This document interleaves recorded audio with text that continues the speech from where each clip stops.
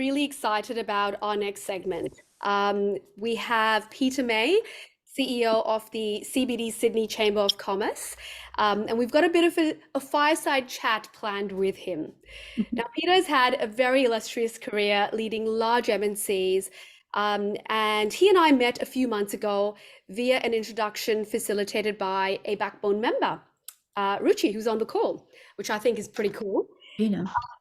But one of the things that stood out for me from the very first time I met with Peter was our alignment in the goals to support and facilitate success of small and medium-sized businesses. So today, Peter's agreed to be in the hot seat and answer any questions you may have about him, his career, the chamber. So if is there anything you've always wanted to ask Peter? This is your opportunity. I'll kick things off with a broad question, and then I'll invite anyone on the call to ask Peter a question. Sound good? Peter, you ready? Mm-hmm. I think I do. No pressure. Now, speaking of which, I mean, the CBD represents the largest collection of SMEs in Australia, right? And as a local chamber, I'm curious to know how you go about supporting all your businesses, but also keeping it fresh and innovative. Yeah, well, it's true. Most people might not appreciate the fact that I think the numbers differ depending upon who you talk to, but something like 24,000 businesses in the greater catchment area of the CBD. That includes Surrey Hills, Darlinghurst, Pyrmont, not just the CBD itself. So we have a wide variety of businesses, and the chamber is, people say to me, why would I bother getting engaged with the chamber? Well, it's a bit like sometimes it's a bit like buying an insurance policy. You only think about switching your insurance policy when you've got a problem. There are some businesses that have problems, and we can help support those businesses. We have a number of businesses at the moment, retail in particular in the city of Sydney. Don't quote me on it, but I think it's dying. A privately held retail. The impact of public works development, the impact of cycle lane development, the impact of working from home, and now, of course, inflation, all those sorts of things. So how do we help? How do we keep it fresh, and how do we help people?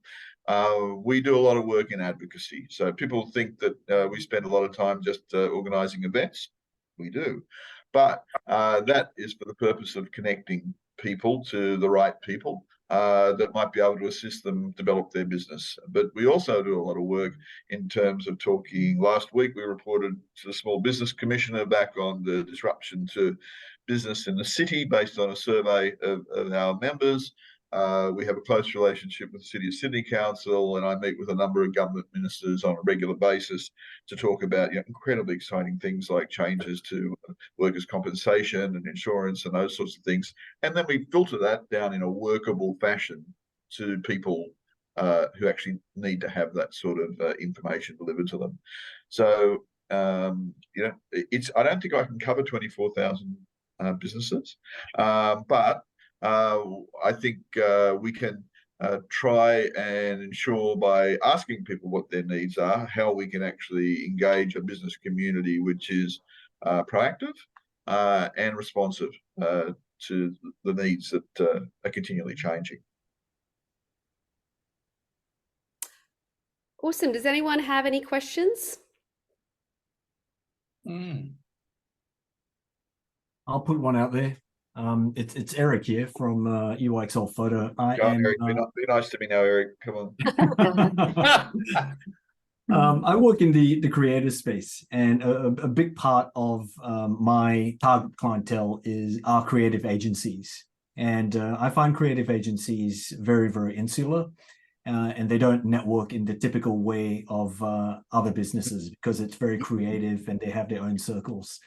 How would you see that in the Chamber's context, as well as the geographic context of Sydney Metro, or Sydney CBD, I should say, and any suggestions as to how I might reach out a little bit better?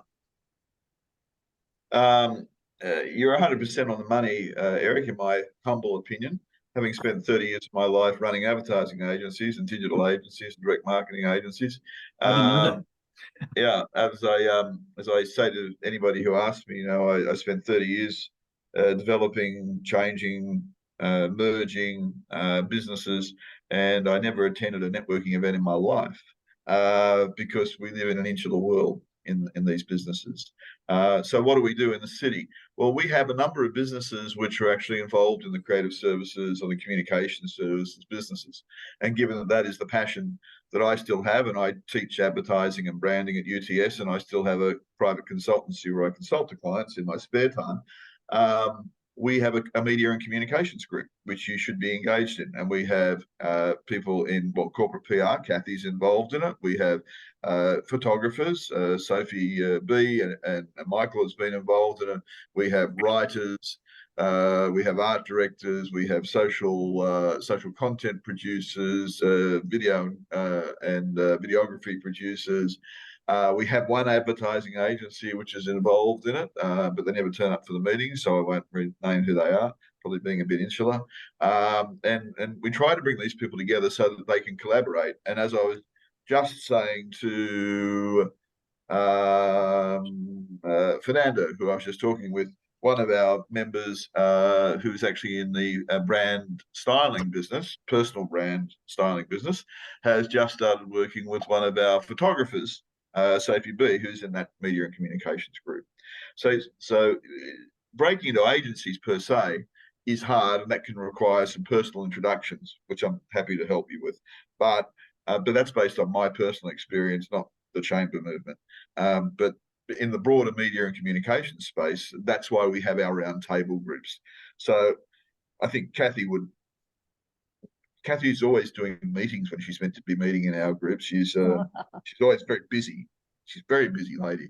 But you did say last time we had one of our meetings at the Castlereagh Boutique Hotel, everybody was inside meeting and Kathy was outside in the lobby on the computer on a call, and she had 2 or 3 projects she was working on simultaneously. So, that's the way it works for life, doesn't it?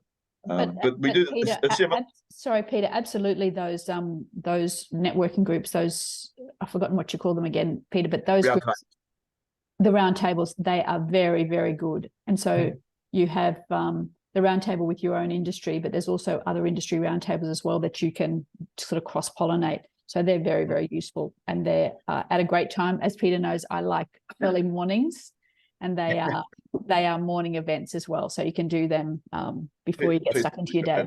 Early morning, but so thank you, Kathy. But the point is that general networking, I describe general networking as sort of like the broadest part of the funnel. You can bring people together to meet people, and you can introduce them to people, like we're doing tonight with our After 5 networking down at Cupra Garage, just down the road here. But then the next stage is to actually narrow the funnel and bring them down into groups of people where they speak the same language. So we have our media and communications folks, they speak the same language. Our professional services group, our financial services group, our property and real estate group, our IT and tech group, they all speak the same language. So we bring them together to have a conversation, work out that they're not actually in competition to each other, but there are opportunities for collaboration and referral and sharing, but then also to break into the other areas and cross-fertilize. So it's something that we started actually pre-pandemic with one group, a professional services group, and we kept it going through the pandemic over this sort of virtual relationship. And when we came out of the depths of the pandemic, people said was, why can't we start a group in this area? Why can't we start a group in that area? So we expanded it. So, I can't tell you that it's a magic formula, but I think it's a matter of having the right people who actually want to engage in person-to-person contact. Because I always say people do business with people that they know and they trust. I mean, we can all have lots of capability, but unless people know those people and trust those people, that's going to be a hindrance to engaging. So that's an important part of what we do, I think. And I can definitely vouch for that as well. It's one of the reasons we're partnering very close with Peter's chamber. So Peter, we're at time. If we can wrap this up, if you could describe the chamber in 3 words, what would you say? How would you describe the chamber?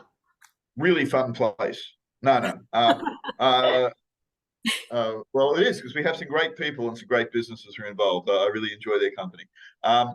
We use 3 words to describe what we do, which is to connect, engage, and support businesses. That's what we do. Fantastic. Really value your time today.